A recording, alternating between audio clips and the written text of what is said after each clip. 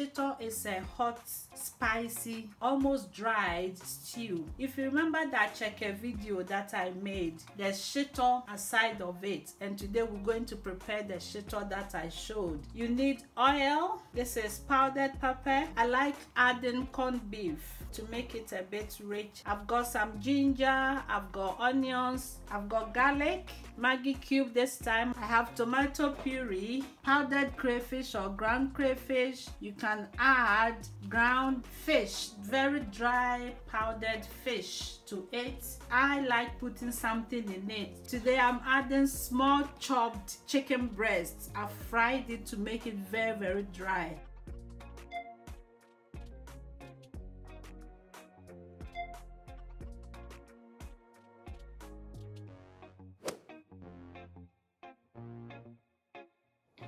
Then I give it a stir. I like using a lot of oil for my Shito.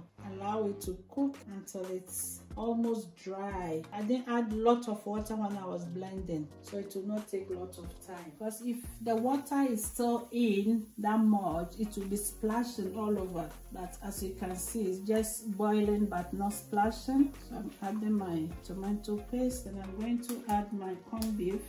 I'm going to be a bit messy with the corned beef because I'm not using a lot of dry fish. One of the best dry fish you can use is the bonga powder. Mix everything together. I'll leave it to cook a bit, then I'll add the rest of my ingredients.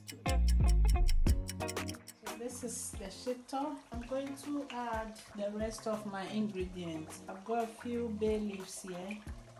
Most people like it very, very hot. It's a really hot sauce, black sauce. You'll be eating, enjoying, and you'll be crying as well. Added 3, but even mine is not gonna be that hot. I'm adding my spices, mixed spices, just a little bit, and then now I'll pour my ground crayfish.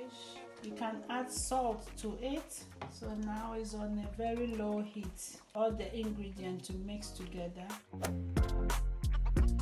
US, this is the end of our Shito. I've left it to cool overnight, and I've got my jars here. After that, I'll just cover it and keep it in the fridge, or you can put it in your cupboard or somewhere that is cool. You can eat with anything. You can eat it with acheke, and don't forget to watch my acheke video because I served it with Shito as well.